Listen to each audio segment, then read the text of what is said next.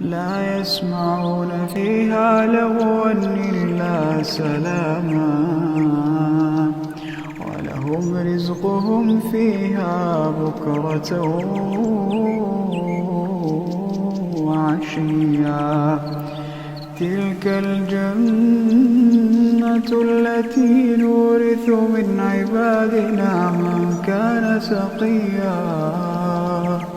وما نتنزل إلا بأمر ربك له ما بين أيدينا وما خلفنا وما بين ذلك وما كان ربك نسيا رب السماوات والأرض وما بينهما فاعبده واصطبر لعبادته